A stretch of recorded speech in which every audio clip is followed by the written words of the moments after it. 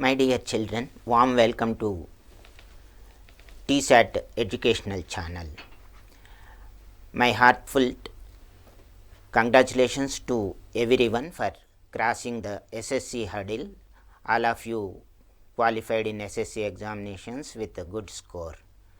Now it is the aspiration of several 10th qualified students to get a seat in Telangana government residential junior colleges.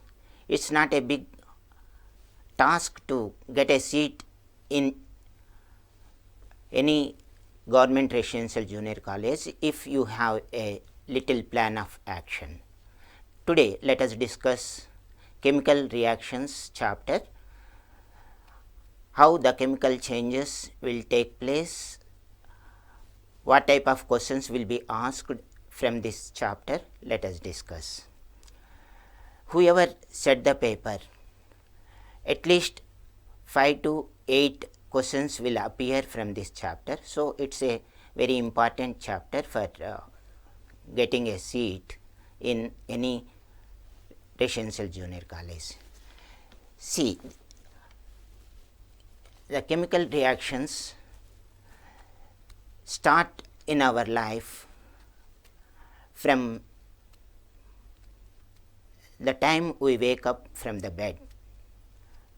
In our day-to-day life activities, we will see several chemical changes. So, how the chemical changes or chemical reactions will take place, how to calculate the reactions, how to calculate different products or reactants in the chemical changes. Let us see. So, elements and classification of matter is the starting concept of chemical reactions. You know very well that solids, liquids and gases we will see in our surroundings. So, all the matter in our day-to-day life comprises of in these 3 states mainly. Of course, another state is also there, colloidal state. Now, in this chapter, let us discuss different states of matter and how the chemical reactions will take place. See, solids, liquids and gases, whatever the substance is, it consists of atoms or molecules.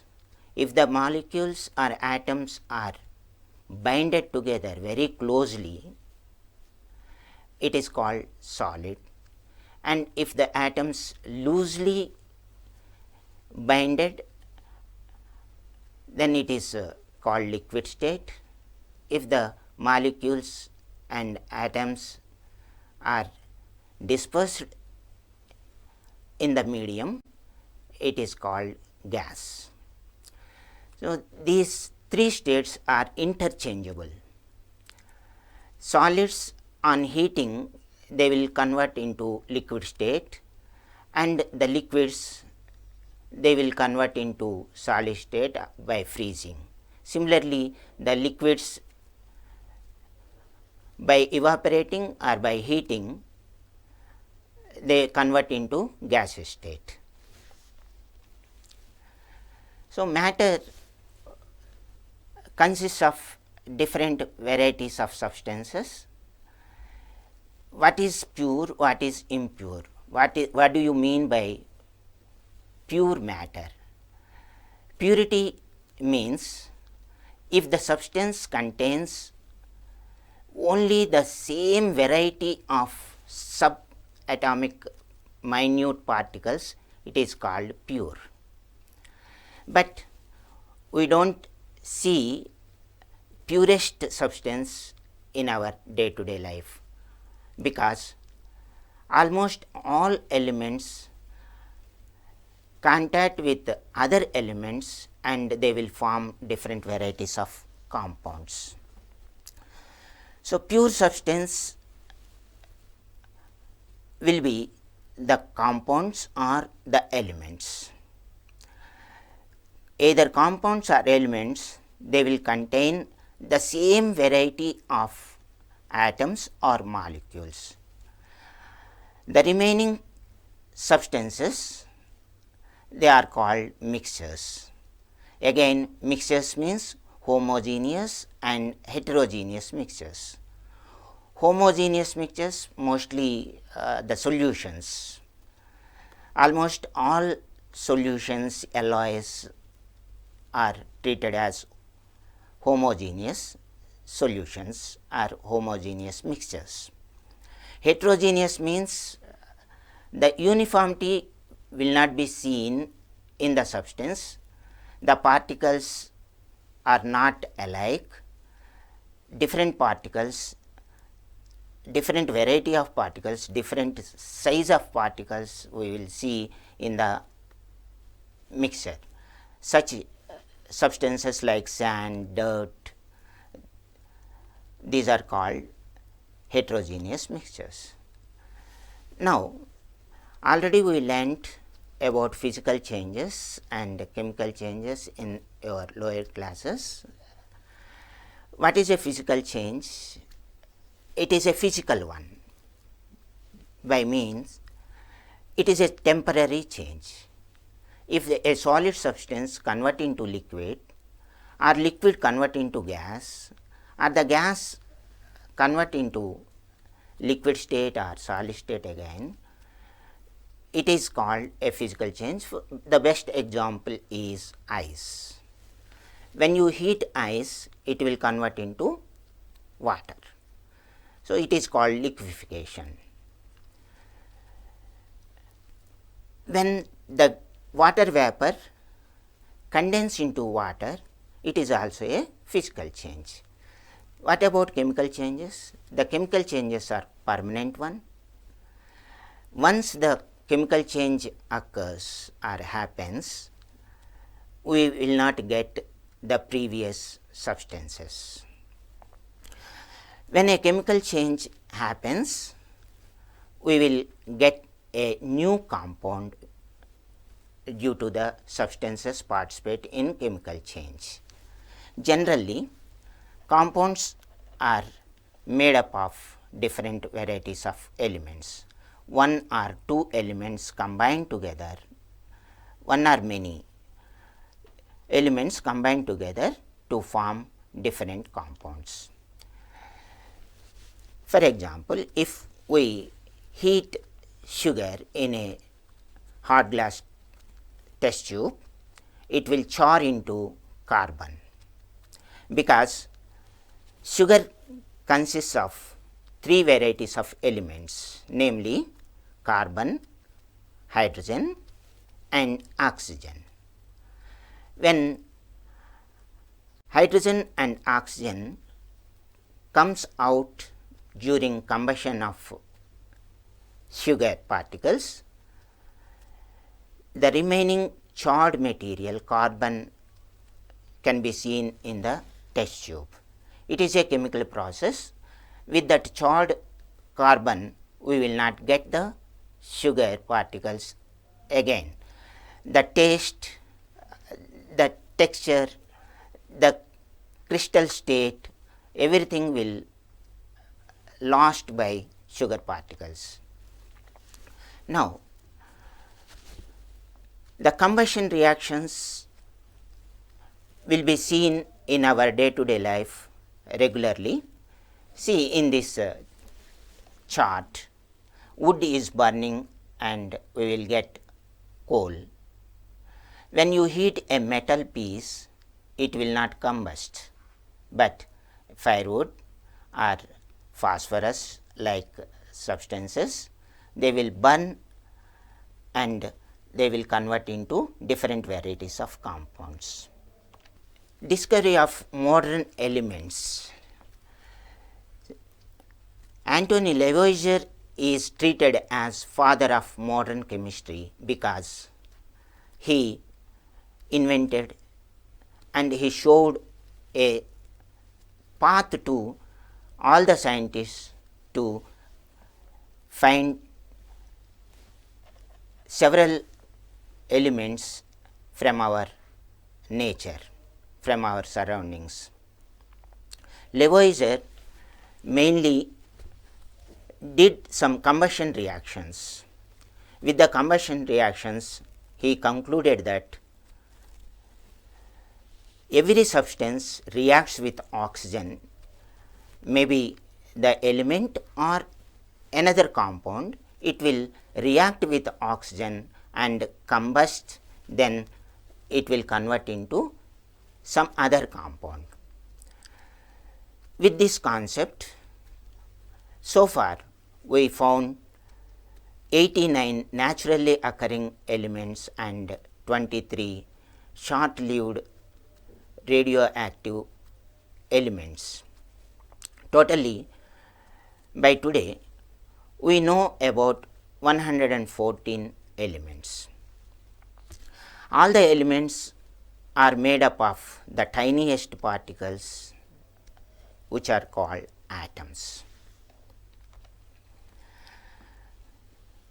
Lavoisier heated mercury in presence of charcoal and he got mercuric oxide. During that combustion reaction, mercuric oxide formation, he calculated how much mercury combined with how much oxygen. When the mercuric oxide is decomposed, the same quantity of mercury and oxygen were separated. By this, he understood the substances, whatever are formed in the nature, the compounds or new substances, they will form within the nature. So, during a chemical process, during the formation of a new compound, only the existing atoms react together. There will be no intervene of any external substance. That is why we cannot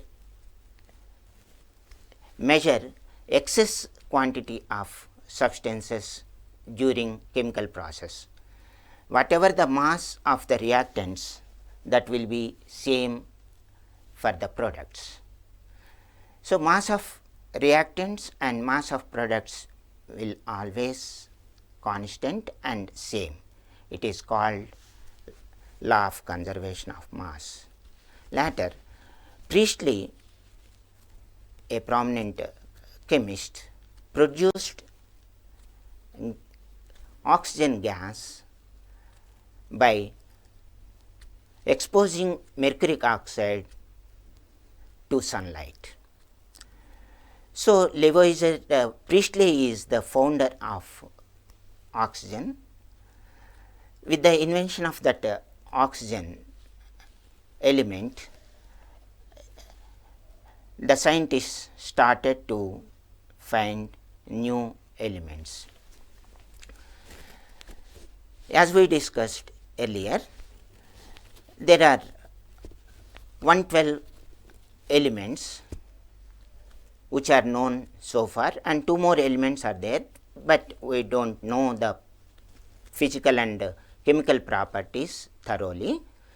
That is why we deal with 112 elements. The compound or substance in which the element was discovered. The compound means the elements, 2 or more elements combined together to make such compound. An usual or identifying property of the element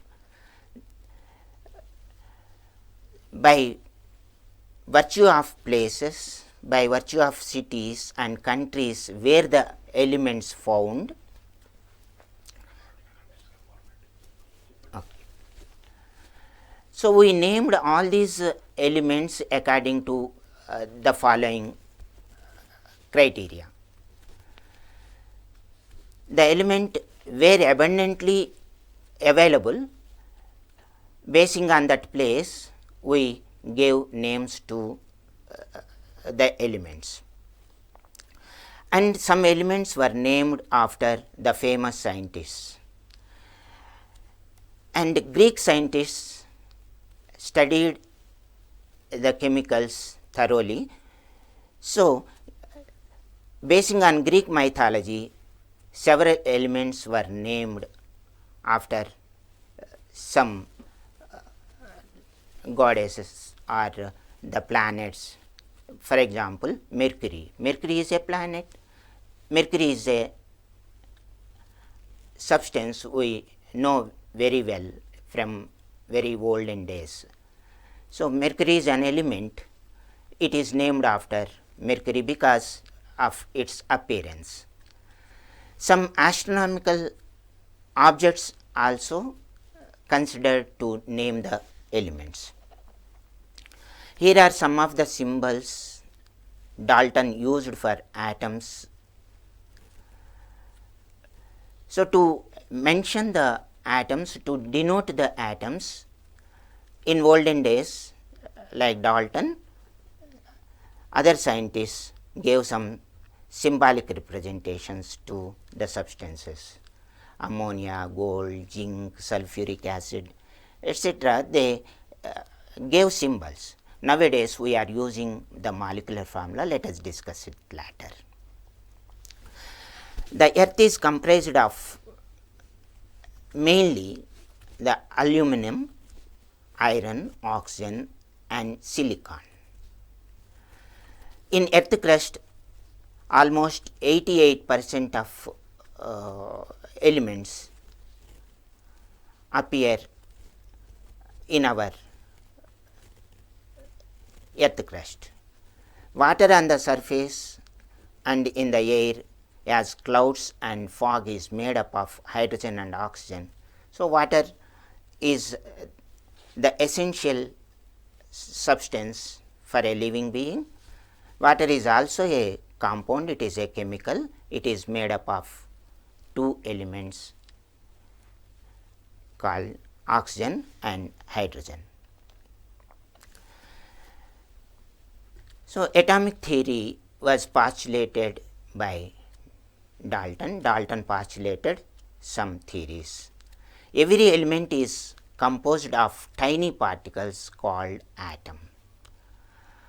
How they deduced this tiny particle? Dalton used a chisel and grinded the substances. Almost all available substances he grinded to get the tiniest particles. He called it as atoma. So, every element is composed of tiny particle called atom. All atoms of given elements are identical. Atoms of different elements have different properties. So, every element has unique and same varieties of particles except isotopes. Let us discuss about isotopes at the end of this session. Atoms of an element are not changed into atoms of any other element or any other chemical substance due to any type of chemical process. Whatever chemical process you adopt to atoms, they will not change their structure. So, atom is the building block for any substance. So, we can definitely confidently say that all the substances which we are seeing are made up of the building blocks called atoms. Compounds are formed when atoms of more than one element combine together. Of course, ozone is an exemption. Ozone is a compound. We consider ozone as a compound, but it is also an element because it consists of only one variety of atoms called oxygen atoms. So, Dalton postulated some physical phenomena, and from those physical phenomena he deduced the law of constant proportionality or constant composition. Any given compound always consists of the same atoms and the same ratio of atoms.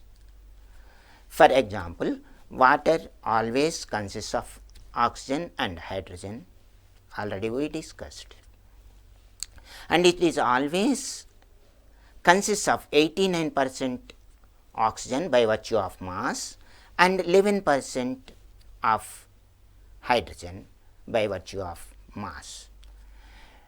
When you measure the mass of hydrogen, mass of oxygen in water, the ratio of oxygen and hydrogen in water molecules or water substance is in 89:11. The second law of conservation of mass. The total mass of materials before and after a chemical process must be the same. No new substance will be added during a chemical process. If we combine 89 grams of oxygen with 11 grams of hydrogen under the appropriate conditions, then exactly 100 grams of water will form. Another law of multiple proportions. If two elements combine to form more than one compound, for example, carbon reacts with oxygen to form carbon dioxide and also carbon monoxide. If the ratio of oxygen and carbon changes, we will get different varieties of compounds, namely carbon dioxide or carbon monoxide. So, if we measure the ratio of masses of carbon and oxygen in carbon dioxide and carbon monoxide, they will not be same. So, the ratio of oxygen required to form carbon dioxide is different to form carbon monoxide. Similarly, water and hydrogen peroxide, the example is given. So, your questions will be asked in these areas. What will be the ratio of oxygen and hydrogen in hydrogen peroxide? See here, 7.9 grams of oxygen combines with 1 gram of hydrogen to form hydrogen peroxide. Sorry, hydrogen monoxide, it is water. Whereas, to form hydrogen peroxide, we require 15.8 grams of mass of oxygen and 1 gram of hydrogen. The same mass of oxygen, the same mass of hydrogen combines with different masses of oxygen to form hydrogen peroxide or hydrogen monoxide or water. This is called law of multiple proportionality. Now, let us discuss the modern atomic theory. Why we should discuss atomic theory? To understand the chemical reactions. The chemical reaction will take place for a specific purpose. Every element wants to get a stable state. To get the stable state, the chemical reaction takes place among the elements and also among the molecules. Also, molecules and elements may combine to get stability. There are about 14 common elements which were given the English alphabet, like hydrogen, carbon, nitrogen, phosphorus, vanadium, sulfur, wolfnium, like that. So, out of 26 alphabet in English, only 14 letters are taken. Why don't we take the remaining 12 letters to name different elements? See, M means a metal. Already in those days, the scientists widely used some alphabets like M, X, Z. These alphabets were used for different specific purposes. So, we couldn't give those single letter symbol to the elements. Other than these 14 out of 112 elements, 98 elements have given two-lettered symbols like Hg, Na, Mo, like that. Hg means hydrogenum, Mo molybdenum. So, two letters of English alphabet are taken to mention the symbol for elements. Why we have to take the symbols? In the previous slide, we have seen the scientists used to give symbolic representations to denote sulfuric acid or zinc, gold, like that. Day after day, as time is going, several scientists invented enormous number of compounds and many number of elements. So, it is not possible to remember the symbols like pictures which we have seen in the previous slide. So, they felt it is better to give alphabetical symbols to the elements. In this process, 14 alphabets were used to give symbols to 14 elements. The remaining elements got different varieties of symbols. Some elements have symbols from their Latin names. Already I mentioned hydrogenum, natrium. Natrium means sodium. Why can't we give S to sodium? Sulfur is the previous element. Sulfur was found earlier than sodium. So, sulfur is named or symbolized with S, letter S. So, we cannot give the same alphabet S to sodium. So, they searched an alternate way. Like that, they took Latin names. 10 of the elements have symbols from their Latin or German names. Nowadays, the symbols were given after the names of prominent scientists and the places. Now, let us discuss about the molecules, how the molecules, compounds, all these will form. A molecule is a particle. Molecule is a particle that is composed of two or more atoms, already we discussed. In nature, we come across the molecules, not the atoms. Atoms have no stability except very few atoms like inert gas elements atoms. Helium, argon, krypton, these are considered as inert gases because they will not participate in any chemical process. It is very difficult to make a chemical reaction with these inert gas elements. Except those inert gas elements, all the atoms are unstable and they will try to combine with any other atom to form a compound. Now, what are the isotopes? Already I mentioned isotope. Isotopes are the atoms of an element with identical chemical properties but different masses due to difference in the number of neutrons.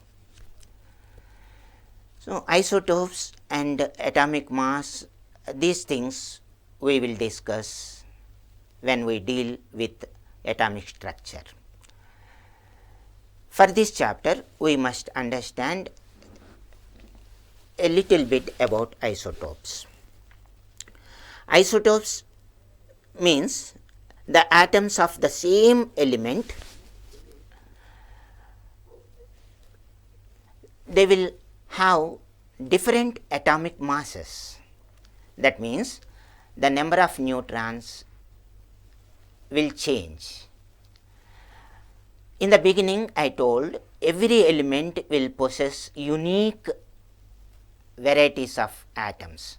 All the atoms in an element are unique in nature, but here is the exemption. There are isotopes in almost all elements. Hydrogen is having 3 isotopes, carbon is having 2 isotopes. So, many elements are having different isotopes. So, isotopic atoms are not alike because of the neutron number. The atomic mass of an element is the average of all the atomic masses of those isotopes. Now, how to calculate the atomic mass? If all the atoms consist same atomic mass, we can say the fixed atomic mass, but most of the times the elements consist of isotopes with a different mass number. So, to deduce the atomic mass of such atoms, we consider the average mass of different isotopes. In isotopes, contribution is determined by relative abundance. So, what type of isotopes abundantly available? We will consider in a large quantity. Which isotopes are less in number, we will not consider such masses to calculate the atomic mass. Now, carbon is assigned an atomic mass of 12 grams. That means the atomic mass of carbon is 12. It is called 1 unit, atomic mass unit. We represent it is in shortcut way AMU. So, AMU of carbon is 12. Basing on this atomic mass of carbon, we calculated the atomic masses of different elements. In the beginning, to calculate the atomic masses, hydrogen was taken into consideration. Later, carbon is widely accepted by all the scientists in the world. So, carbon 12 is considered to calculate the atomic masses of different atoms of different elements. The number of protons and neutrons in an atom is its mass number. Atomic numbers are whole numbers. All the atomic numbers. What are the atomic numbers? Hydrogen 1, helium 2, like that we give numbers. These are the whole numbers. We don't have any atom with 1.5 or 1.2 like that. Mass numbers are also whole numbers. The atomic mass is not a whole number. Mass number is a whole number. Why? Because the mass of any atom is due to the neutrons and the protons. The number of neutrons and the number of protons is a whole number. How many protons are present in the atom? How many neutrons are present in the atom? Both are whole numbers, so we will get mass number as whole number, but atomic mass is the average mass of all the isotopes occur in nature. That's why we discussed about isotopes. Now, let us discuss valency. It is very important and it is the origin word for chemical reactions. Without knowing or without understanding valency and valency number, we cannot understand any chemical reaction. Valency of an element is its definite combining capacity that determines the atomicity of its molecules. Different atoms have different valencies. Simply saying, we can consider a best example from our day-to-day life. The valency number is the combining capacity or atomicity. How many atoms will participate in chemical process during formation of a molecule. See, to cook rice, what your mother do? She will take 1 proportion of rice and 2 proportions of water. So, to prepare rice, always we have to take 2 proportions of water and 1 proportion of rice. To prepare different dishes, we add different substances like salt, pepper, chili powder in a definite ratio. If you add more salt to any dish, it will not be tasty. So, the salt required to make a dish very tasty is a fixed one. For different dishes, it will vary. So, atomicity also in the same way, it will change from one atom to other atom. Also, when that atom combines with any other atom, again it shows different number of atomicities sometimes. For example, sulfur shows the atomicity 2 and also 8. Similarly, phosphorus shows atomicity 3 in some reactions, and during some other chemical process it will show the atomicity 5. It is called pentavalent. The valency number, basing on valency number, we will give a nickname to the atoms: monoatomic, monoatomicity, biatomicity, triatomicity, tetraatomicity, or tetravalent, trivalent, pentavalent, hexavalent. No atom will not have the atomicity more than 8. Even 8 also atomicity will not exist. We will discuss the reason for the atomicities 1 to 7 only in atomic structure in depth. The valency is the combining capacity number. To represent an atom symbolically, we write the symbol atomic mass on the left hand superscript position and atomic number in the subscript position. The charge, if any, is there, that will be represented on right side exponential place. See, this is one example. Hydrogen.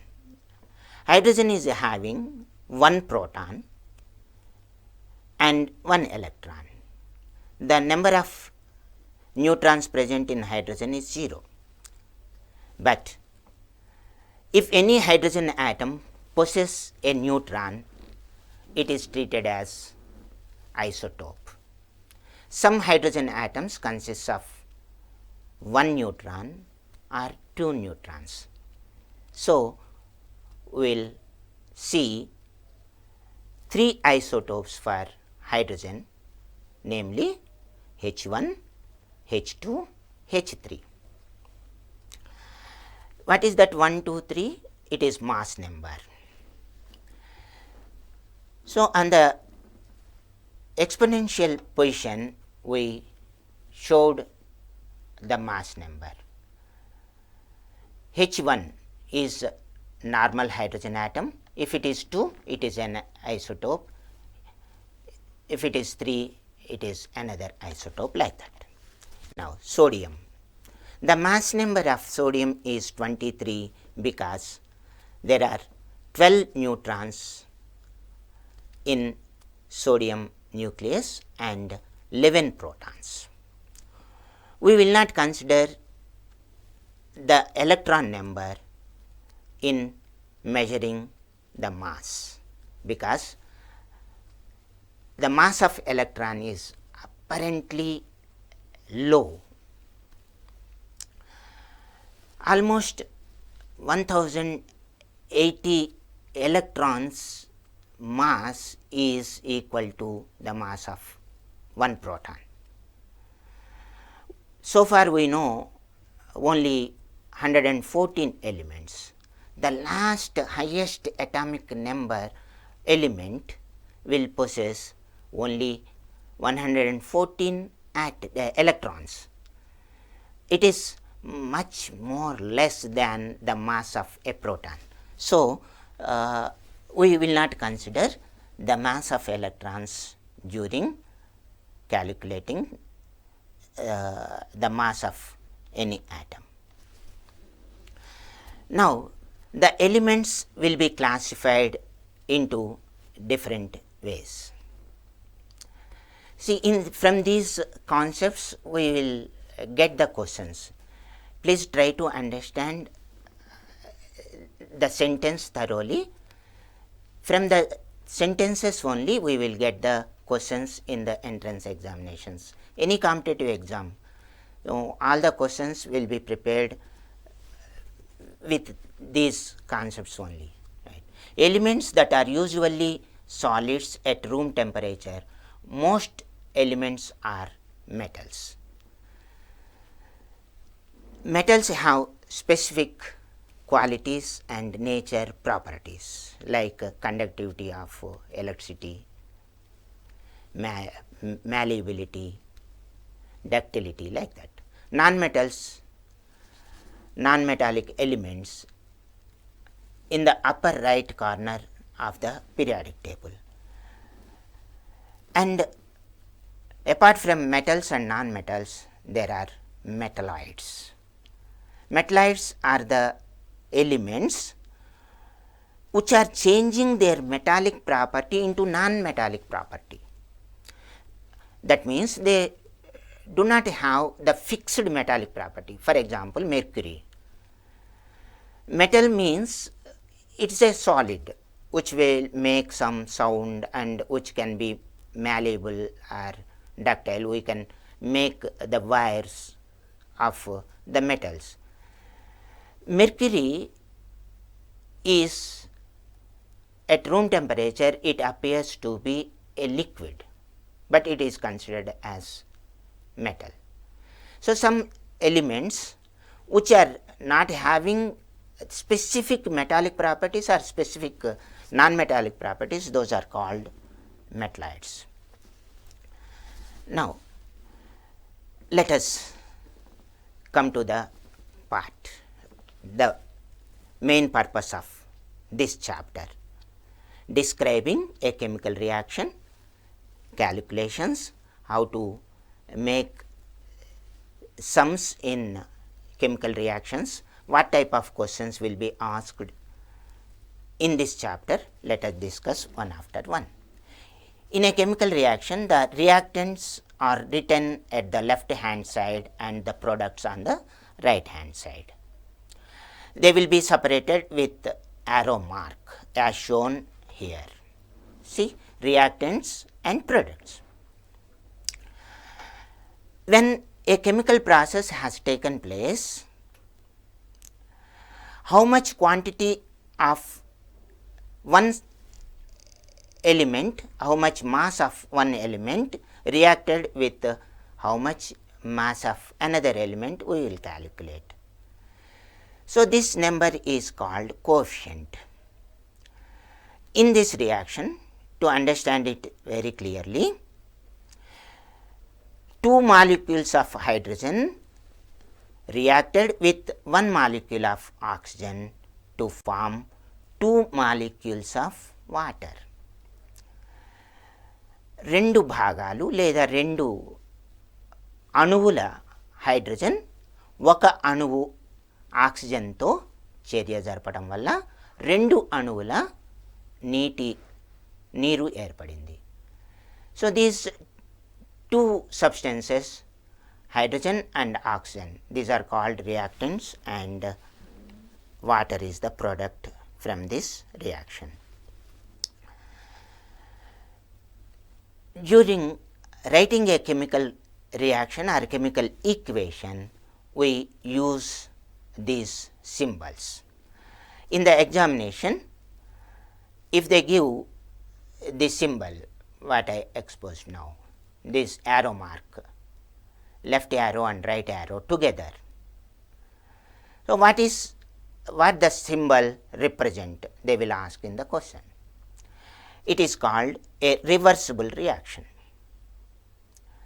If a reaction is indicated, the reactants and products are separated with a single arrow like this, it is only a forward reaction. We will get yieldings, that means products. So, basing on these symbols, one question may be asked in the competitive exams. After writing the equation, we represent the nature of the molecule or nature of the substance. Here, I mean the substance means maybe the reactants or the products. If the reactant is in solid state, we represent the solid substance with S. This is L, liquids, gases. So, in what state the reaction is taking place, in what state one molecule or atom is reacting with another molecule or atom, that will be represented like this. AQ means aqueous state in presence of water. అంటే నీటిలో కరిగినటువంటి జలద్రావణాల మధ్య జరిగే reactions. In solutions, whatever reactions take place, those are called aqueous reactions, aqua reactions. Right. Now, the catalyst will be denoted separately on the arrow mark. If we write a name like molybdenum or phosphorus pentoxide, it is known as catalyst. What is a catalyst? In some reactions, when the reactants form products, the reaction will not continue very smoothly. The reaction may be slow, or most of the times some reactions will not happen unless we give some external pressure or external energy. Here, catalyst acts as an external agent to contribute the reaction. vanadium pentoxide is a well-known catalyst. It is used to prepare ammonia. During preparation of ammonia or getting ammonia in an abundant way in an industry, we use vanadium. Without using catalyst vanadium pentoxide, it is very difficult to get ammonia cheaply. Right.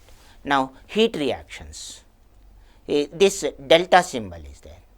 This delta symbol, if we put the delta symbol on the arrow mark, it represents heat reaction. If delta symbol is inverted, the heat is going in a opposite way. If delta symbol is vertical, the reactants taking some heat energy to form products. If the delta symbol is inverted above the arrow, it represents the products will convert into reactants again when they are heated or heat energy is given. That means, when the products convert into reactants, it is a reversal change. So, it is called reversible reaction. Already I told here, reversible reaction will be represented with these two arrows. It is called forward reaction, right hand side, and this is backward reaction. Backward reaction means the reversible reaction, the products will again convert into reactants. In the beginning I told, once the molecule is formed, in a ordinary way it cannot be converted into its original shape. Definitely it is true, but most of the times the products form the reactants. Water, when you electrolyze water, we get hydrogen and oxygen. If you burn hydrogen and oxygen, hydrogen burns or combusts in presence of oxygen to form water. When you electrolyze water, water molecule dissociate into oxygen and hydrogen. So, this is the catalyst. A catalyst is a substance which speeds up or which controls the reaction and which comfortably. A catalyst is neither a reactant nor a product. It will not participate in any chemical reaction. It will be as is during a chemical process. Of course, the texture or the state or the crystalline structure will change sometimes. After happening a chemical reaction, how to represent the chemical reaction in an equation way or in a word format? By making a full-fledged sentence, we can explain the reaction. See here, to write a word equation, write the names of the reactants and products in a sentence form.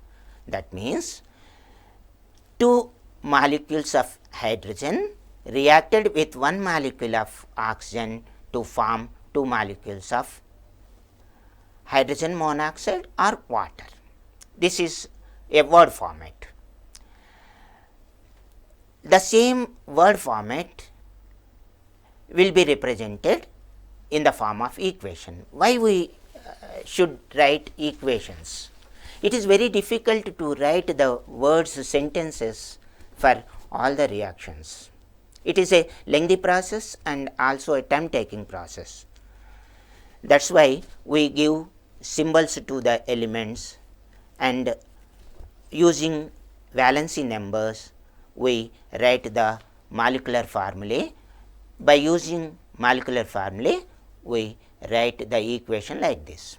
If we do not use the coefficient 2 here, what happens? If 2 is not written here, one molecule of hydrogen reacts with one molecule of hydrogen to form one molecule of water, which is absolutely wrong. It will not happen like that. Already we discussed, to prepare rice, boiled rice, we require 2 ratios of water for 1 ratio of rice. In the same way, 2 molecules are necessary to form water molecule.